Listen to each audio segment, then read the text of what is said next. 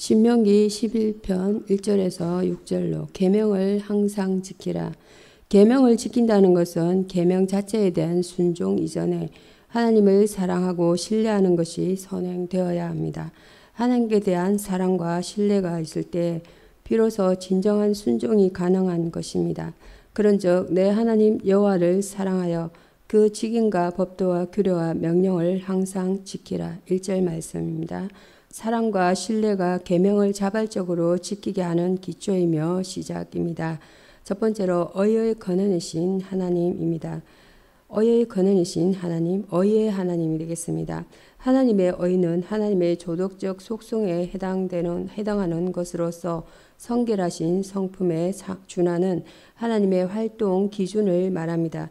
즉 거룩하신 하나님이 피조물을 취급하심에 있어서 언제나 성결하신 그 성품에 부합되도록 하신다는 뜻입니다.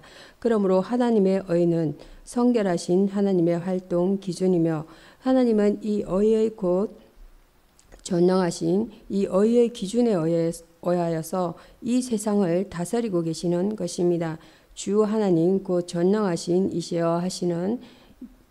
이시여는 하시는 일이 크고 기이하시도다. 만국의 왕이시여 주의 길이 어렵고 참되시도다. 계시록 15편 3절로 두 번째로는 입법적 의와 사법적 의입니다. 하나님의 의는 입법적 의와 사법적 의로 나눌 수 있습니다. 입법적 의는 인간의 도덕적 의무를 결정하여 보상과 형벌이라는 결과를 결정합니다. 이 보상과 형벌의 집행이 곧 사법적 의로 나타납니다. 모든 계명은 입법적 의의 표현이며 이 계명에 따라 순종하는 자들에게 축복하시는 것은 보상적 의이며 불순종하는 자들에게 징계를 하시는 것은 보복적 또는 형벌적 의의 표현입니다. 하나님의 의는 입법적으로 표현되고 하나님의 공의는 사법적으로 표현됩니다. 즉 의로 계명을 세우시고 공의로 계명을 시행하시는 것입니다. 여호와의 규례는 확실하여 다 의로우시니 시편 19편 9절로 의와 공의가 주의 보좌의 기초라. 시편 말씀은 89편 14절입니다. 세 번째로 인간에 대한 요구입니다. 의의 하나님은 자신의 의 때문에 인간에게도 어려운 삶을 요구하십니다. 그것이 바로 모든 계명으로 나타납니다. 보이지 아니하시는 하나님은 이 계명들을 통하여 인간과 관계하실 뿐만 아니라 인간의 삶을 주관하고 계시며 인간은 이 계명을 통하여 하나님과의 관계와 인간과의 관계를 이루어가고 있는 것입니다. 계명이 하나님과 인간과의 관계를 규정한다는 것은 하나님은 계명을 통하여 말씀하시고 인간은 그 계명을 지킴으로써 하나님께 응답하는 것을 뜻합니다. 계명은 인간에 대한 하나님의 요구이고 계명을 지킨다는 것은 인간의 의무입니다. 두 번째로 의의 근원이신 하나님 첫 번째에 이어서 계명을 지킴으로 하나님의 의를 이룸입니다. 그 첫 번째로는 하나님을 사랑함으로 계명을 지킴입니다. 사람이 하나님의 계명을 지킬 수 있는 것은 하나님을 사랑함으로 계명을 지키는 것이지 하나님을 사랑하지 않으면서 계명을 지킬 수는 없습니다. 그것은 위선입니다. 위선이 하나님의 의를 이룰 수 없다는 것은 자명합니다. 하나님의 의는 인간이 진정으로 하나님을 사랑하고 기쁨으로 감사함으로 능동적으로 그 계명들을 지킬 때 온전히 이룰 수 있으며 그러할 때 비로소 하나님의 의가 나타납니다. 사랑이 없는 종교적 행위는 위선이며 하나님의 의는 사랑으로서만 성취될 수 있습니다. 율법의 의는 사랑으로서만 완성될 수 있습니다. 결국 율법의 의는 십자가의 사랑으로서 완성되어졌습니다. 두 번째로는 하나님을 닮아감으로 계명을 지킴입니다. 첫 번째 사랑함으로 두 번째 닮아감으로입니다. 계명을 지킨다는 것은 다만 외적인 행위였으면 안 됩니다. 계명이 나 자신 속에서 이루어져야 합니다. 즉 계명의 사람이 되어야 합니다. 나의 생각, 나의 행동, 나의 삶 전부가 계명 안에 있어야 합니다. 인간이 계명을 다 지킨다는 것은 불가능한 일이지만 부분적인 계명이 내 안에서 이루어질 수는 있습니다. 계명이 내 안에 이루어진 만큼 나는 하나님을 닮아가는 것입니다. 하나님의 계명이 나를 하나님의 사람으로 만들어가는 것입니다. 우리가 다 하나님의 아들을 믿는 것과 아는 일에 하나가 되어 온전한 사람을 이루어 그리스도의 장성한 분량이 충만한 데까지 이르리니 오직 사랑 안에서 참된 것을 하여 범사에 거기까지 자랄지라. 에베소서 4장 13절에서 15절입니다. 세 번째로는 계명의 인간적 완성은 성화입니다. 그 첫 번째로는 성화의 첫 번째로는 성령께서 계명을 지키게 하심입니다. 하나님의 계명을 지키는 것은 인간의 육신이 아니라 영혼입니다. 이 영혼은 성령에 의하여 거듭남으로써 하나님과 관계를 맺기 시작합니다. 그리하여 거듭난 영혼은 성령에 의하여 감동을 받으며 하나님의 계명을 지키게 됩니다. 또 내 신을 너희 속에 두어 너희로 내 율법을 행하게 하리니 너희가 내 규례를 지켜 행할지니라. 에스겔서 36편 27절입니다. 성령은 인간의 육적 행실을 죽입니다. 성경 구절은 로마서 8편 13절입니다. 로마서 8편 13절 봉독하시겠습니다. 로마서 8편 13절입니다. 합독하겠습니다. 너희가 육신대로 살면 반드시 죽을 것이로되 영으로서 몸의 행실을 죽이면 살리니. 아멘. 로마서 8편 13절 너희가 육신대로 살면 반드시 죽을 것이로되 성도는 그리스도의 영을 받아 그리스도의 사람이 되었습니다. 9절입니다. 그러나 아직 몸의 구속을 기다리면서 사는 존재입니다. 23절입니다.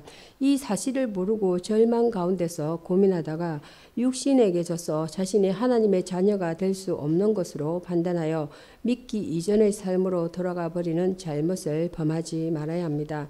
지금 바울은 구원을 성도 자신의 노력이나 의지로 성취하려는 것을 경계하면서 하나님의 은혜와 사랑의 원리를 가르칠 준비를 하고 있습니다.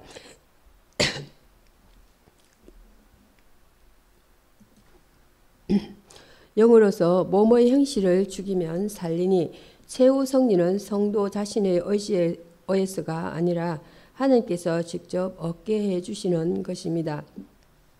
에베소서 6편 10절에서 19절에서 바울은 성도가 대적 마귀와 싸워 이길 수 있는 방법을 나열했는데 그 중에 인간 스스로가 할 수 있는 것은 아무것도 없는 것입니다.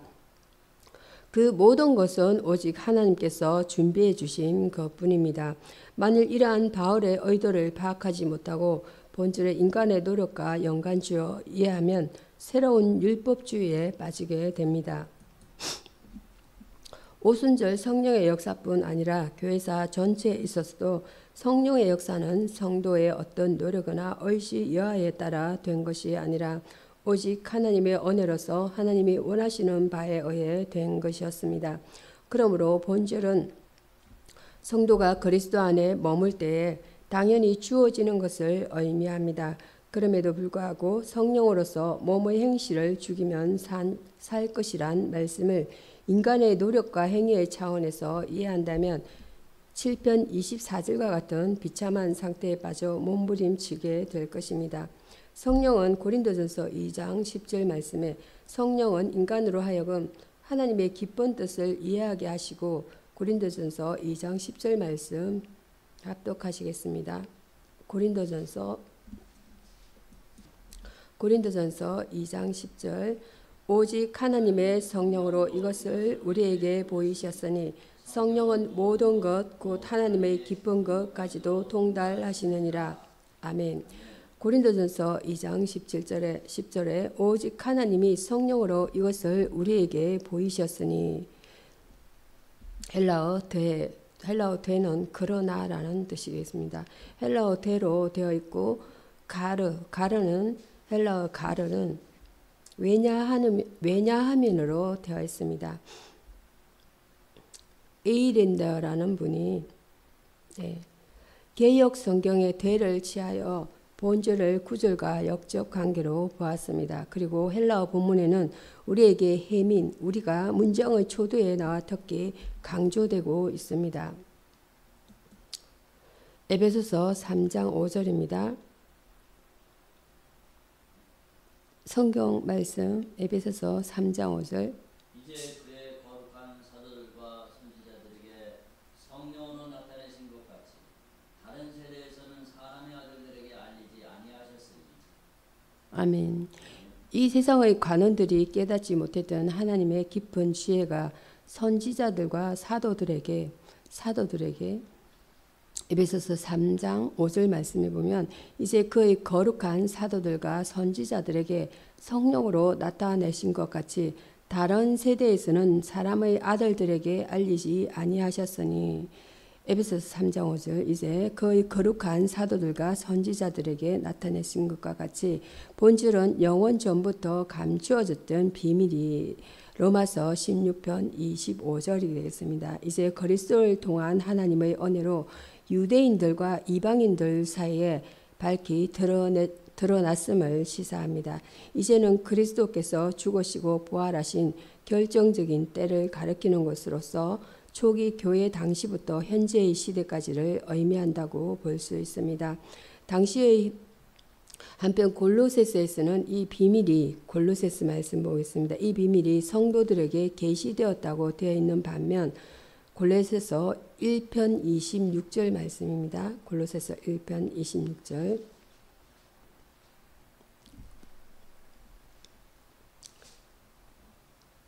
(1편 26절입니다) 네, 1편 26절 골로새서. 비밀은 만세와 만대로부터 감추어졌던 것인데 이제는 그의 성도들에게 나타났고. 이 골로새서 1편 26절의 본절에서는 거의 거룩한 사도들과 선지자들에게 계시되었다고 합니다. 이것은 교회에서 사도와 선지자들이 중추적 역할을 한다는 사도 바울의 표현과 연결됩니다. 2편 20절 말씀에 있겠습니다. 한편 골로새서에서는 이 비밀이 성도들에게 계시되었다고 되어 있는 반면에 골로새 1장 26절입니다.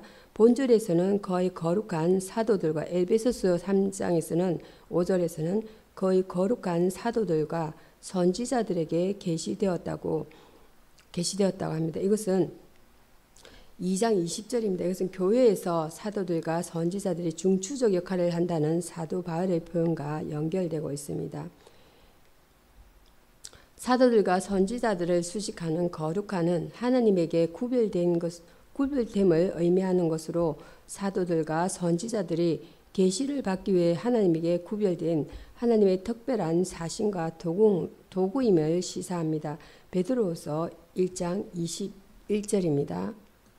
베드로후서 1장 21절입니다. 예언은 언제든지 사람의 뜻으로 낸 것이 아니고 오직 성령의 감동하심을 받은 사람들이 하나님께 받아 말하는 것입니다. 아멘. 다른 세대에서는 사람의 아들들에게 알리지 아니하셨으니 다른 세대는 앞서 언급된 이제와 대조적인 개념으로 그리스도가 오시기 이전, 즉 구약 시대를 가리킵니다. 사도행전 14절, 16절과 17절, 30절입니다. 한편 사람의 아들은 히브리적 표현으로 70인령에는 자주 나타나는 반면에 신약 성경에는 본절 외에 단 한 번 나타납니다. 마가복음입니다. 마가복음 3장 28절입니다. 혹자는 사람의 아들들을 사도들과 선지자들의 대조 개념으로 이해하나 그것은 유대인들을 가리키는 이스라엘의 아들들과 대조적인 것으로 구약 시대의 이방인을 총칭하는 말로 이해하는 것이 더 타당합니다. 그리고 모든 그리스도인들에게 계시되었습니다. 바울이 본절에서부터 16절까지 줄곧 우리라는 대명사를 주로 사용한 것은 계시가 바울뿐만 아니라 모든 사도들에게 주어진 것임을 시사해 줍니다. 하나님의 의를 이루심입니다. 계명을 지키는 것은 힘으로도 되지 아니하라. 스가랴서 4장 6절에 보면 힘으로도 되지 아니하고 능으로도 되지 아니하고 오직 하나님의 영으로만 가능한 것입니다. 스가랴서 4장 6절 보겠습니다. 그가 내게 대답하여 이르되 여호와께서 서룹바벨에게 하신 말씀이 이러하니라. 만군의 여호와께서 말씀하시되 이는 힘으로 되지 아니하며 능으로도 능력으로도 되지 아니하고 오직 나의 영으로 되느니라. 아멘. 스가랴서 4장 6절 본절에서 갑자기 스룹바벨에게 주어진 말씀이 시작됩니다. 이로써 지금까지 앞에서 전개되던 환상이 중단되는 듯합니다. 여호와께서 스룹바벨에게 하신 말씀이 이러하니라. 이 말씀이 앞에서 계속되던 환상과 어떤 연관성을 갖고 있는지는 분명하지 않습니다. 사실 본절부터 스룹바벨에게 주어지는 말씀이 시작되면서 환상에 대한 천사의 해석은 일단 중단됩니다. 혹자는 이러한 단절을 단서로 본절을 재구성하려고 노력하였습니다. 그들은 모두 본절 상단의 10절 하단과 연결시키고 그 사이에 들어간 6절 B 부분과 10절 A 부분까지 절을 14절 이후로 옮겨 재구성하려고 합니다. 이러한 재구성은 스가랴의 환상과 스룹바벨에게 주어진 말씀과의 관계를 약화시키는 대신 각각의 말씀은 논리적으로 그 자체의 결핍력을 갖는다는 것이에요. 그러나 이러한 재구성은 현재의 마서라 본문의 전통을 무시함으로써 근본적인 해결은 될 수 없습니다. 될 수 없다는 것이에요. 이러한 본질의 재구성보다는 마소라 본질의 문맥을 그대로 유지하면서 스룹바벨에 주어진 말씀의 의미와 그 배치가 가지고 있는 의미를 살펴볼 필요가 있습니다. 또 본문을 재구성했을 때 앞에서 주어진 환상과 스룹바벨에게 주어진 말씀의 내용이 본절에서 서로 어떤 차이점이 있는지 살펴볼 필요가 있겠습니다. 사실상 환상은 5절에서 일단 끝이 납니다. 그러나 그 환상 해석에 앞서서 여호와의 말씀이 스룹바벨에게 주어진 이유는 그 자체로 독립된 말씀이 아니라 환상 해석을 위한 하나의 배경이 될 수 있습니다. 즉 현실 문제에 대한 강력한 격려의 말씀은 환상의 모함과 대조를 이룹니다.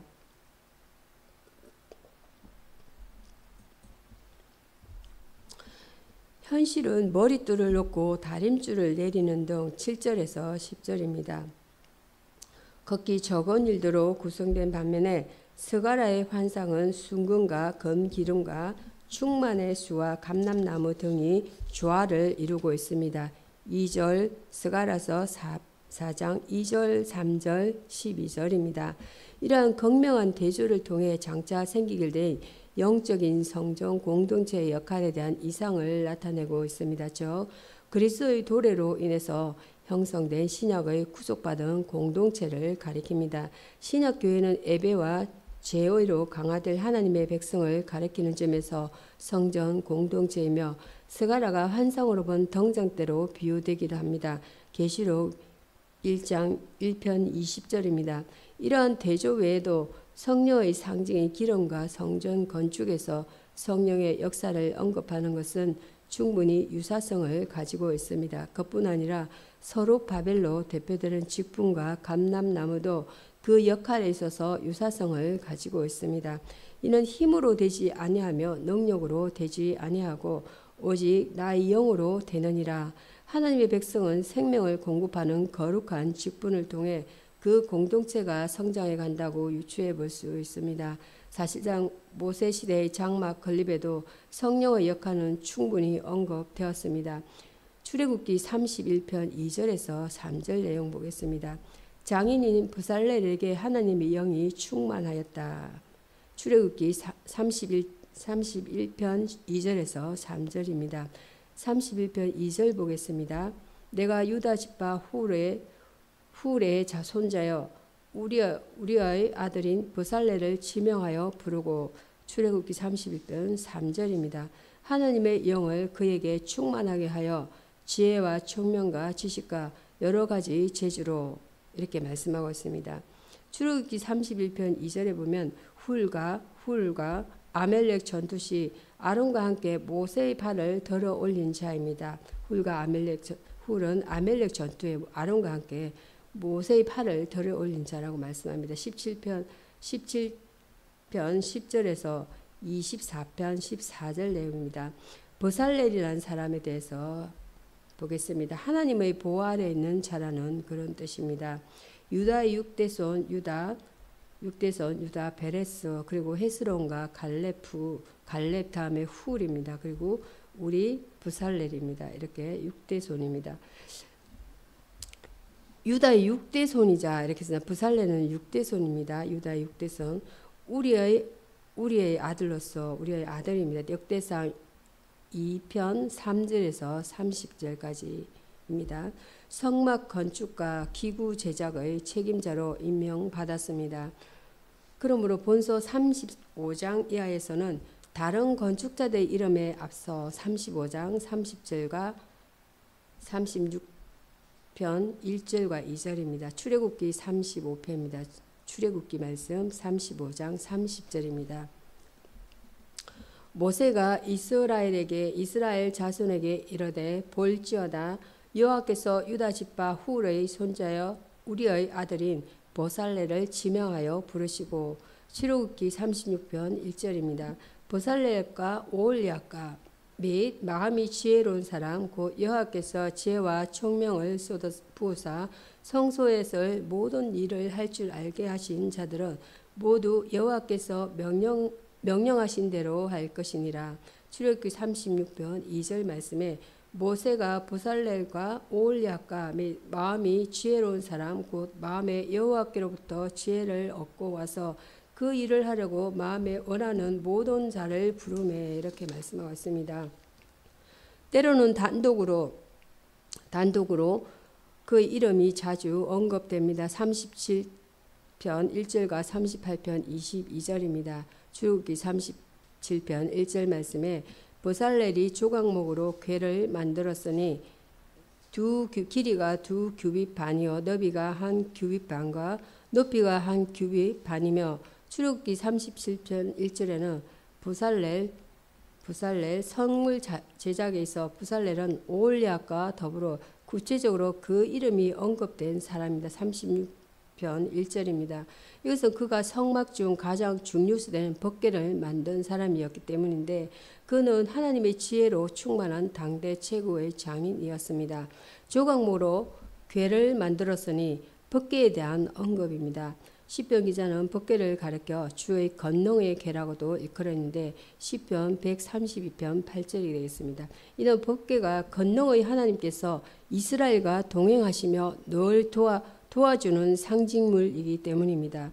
보다 자세한 내용을 25편 10절에 한번 주석을 보겠습니다. 주석을 참조해 보겠습니다. 출애굽기 25편 10절입니다. 그들은 조각목으로 궤를 짜되 길이는 2규빗 반, 너비는 1규빗 반, 높이는 1규빗 반이 되게 하고. 출애굽기 25편 10절 궤를 짜되 즉 법궤를 만들라는 뜻입니다. 법궤는 성소에서 가장 중요한 부분으로 생각되었기 때문에 모든 성물 중에 제일 먼저 기록되었습니다. 한편 이 궤는 법궤라는 이름 외에도 레위기 16편 2절에 언약궤, 민수기 10편 33절, 14편 44절, 신명기 31편 9절과 히브리서 9편 4절에 보면 언약궤라고 표현합니다. 혹은 정거궤라고도 불리고 있습니다. 26편 33절입니다. 그 가득은 그 궤 안에 하나님의 정거판이자 언약의 판인 십계명 두 돌판을 보관하였기 때문입니다. 21절입니다. 길이는 2규빗 반, 높이는 1규빗 반. 여기서 1규빗은 45.6cm입니다. 이 6cm니까 법궤의 가로가 약 114cm입니다. 세로와 높이 각 68.4cm인 직사각형 상자임을 알 수 있습니다.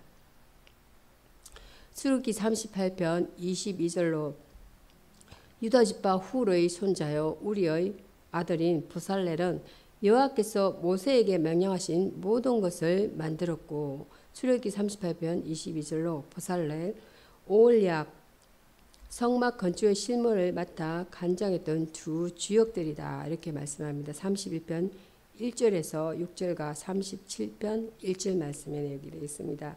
백성들은 기쁜 마음으로 성령에 감동되어 성막에 쏠 것을 드렸습니다. 이러한 성령의 역사와 정장 때 기름이 공급되는 두 감람나무의 역사는 유사한 점을 가지고 있습니다. 지명하여 부르고 이름을 부르는 자와 불리는 자 사이에는 인간적 유대 관계와 함께 주종 관계가 형성됩니다. 따라서 하나님이 버살레를 지명하여 부르셨다는 것은 그와 이러한 특별한 관계를 맺으셨다는 뜻입니다. 보다 자세한 내용은 20편 7절의 주석을 참조해 보겠습니다. 출애굽기 20편 7절 너는 내 하나님 여호와 이름을 망령되게 부르지 말라. 여호와는 그 이름을 망령되게 부르는 자를 죄 없다 하지 아니하리라. 출애굽기 20편 7절 이름이라는 것은 히브리어로 셈이라고 합니다. 특히 히브리인들에게 있어서 이름은 중요한 의미를 갖는다는 것입니다. 왜냐하면 그들은 이름을 통하여 한 개인의 존재의 양태의 총체를 나타내었을 뿐 아니라 또한 이름 속에서 한 개인의 품성과 속성 및 인격을 찾았기 때문입니다. 알려 또한 이름은 기억과 기념과도 동개념을 이루어서 어떤 사람이 다른 사람에게 이름을 부여할 경우에는 명명자가 비명명자 간의 지배 내지 소유관계가 형성되었기 때문입니다. 그런 의미에서 하나님이 피조물을 창조하신 이후에 제일 먼저 이름을 부여하신 것은 하나님 자신이 바로 만물의 소유자가 되심을 분명히 나타내는 것이었습니다. 창세기 1편 5절에 보면 5절과 8절과 10절 내용이 되겠습니다. 그런데 정작 하나님은 이스라엘의 출애굽 이전까지는 그 누구에게도 자신의 언약적 이름을 가르쳐 주시지 않았다는 것입니다. 6편 3절 내용입니다.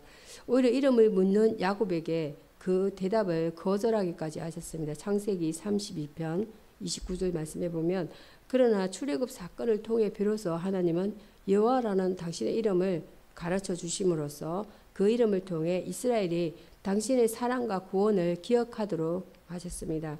이처럼 하나님께서 이스라엘에게 자신의 이름을 가르쳐 주셨다는 것은 곧 자신을 계시하였음을 의미하는데 이것이야말로 하나님이 하나님 되심을 나타내는 가장 특징적인 사건이라 할 수 있습니다. 그러므로 우리는 하나님의 이름을 통해서 1절입니다. 그분이 인간의 구원자이신가 2절입니다.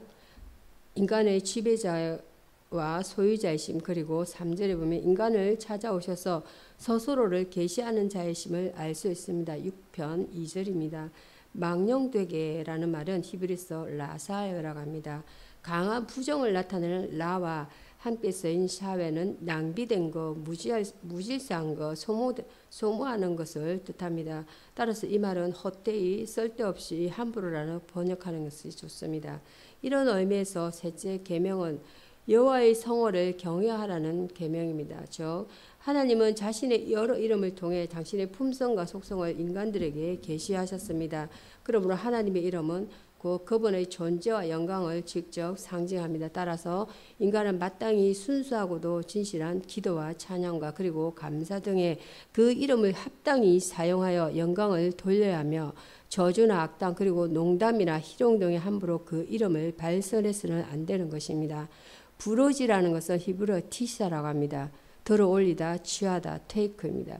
운반하라는 뜻을 지닌 나사의 명령형으로 부르다는 의미보다는 사용하다, 적용하다는 의미에서 더 가깝다는 것이에요. 하나님 이름을 단순히 부르는 것이 아니라 모든 경우에 사용하는 것을 말합니다. 레위기 19편 12절에 내 이름으로 거짓 맹세하지 말라고 하는 것도 이런 맥락에서 이해될 수 있습니다. 죄 없다 하지 아니하리라 히브리어 로 예나케라고 합니다. 예나케는 깨끗하다, 무죄하다, 벌 주지 않다라는 뜻의 낙하의 강조해의 능동태이며 능동태입니다. 로는 강한 부정을 나타내는 말로서 본문으로는 강한 부정과 강조가 중복되는 일종의 강력한 경고입니다. 즉 하나님의 이름을 헛되이 사용하는 자들이 벌받지 않은 채로 아무런 대가 없이 살 수 있게는 결코 허락하지 않겠다는 표현입니다. 달리 말하면 하나님의 이름을 남용한 대가를 반드시 치르게 하고야 말겠다는 하나님 자신의 강한 의지의 표명인 것입니다. 한편 우리가 십계명을 자세히 고찰해 보면 십계명 중에 하지 말라로가 사용된 금지 계명은 8가지 계명입니다. 그 중에서도 만일 어겼을 경우 그 처벌 규정이 명시되어 있는 계명은 2가지입니다. 제2계명과 제3계명입니다. 하나는 우상숭배 금지 계명이고 다른 하나는 여기 나타난 성호, 오용, 금지 계명입니다. 그런데 이 두 가지 계명은 모두 인간이 하나님의 하나님 되심을 인정하지 않고 무시하거나 도전할 때의 경우임을 알 수 있습니다. 두 번째로 첫 번째에 이어서 두 번째입니다.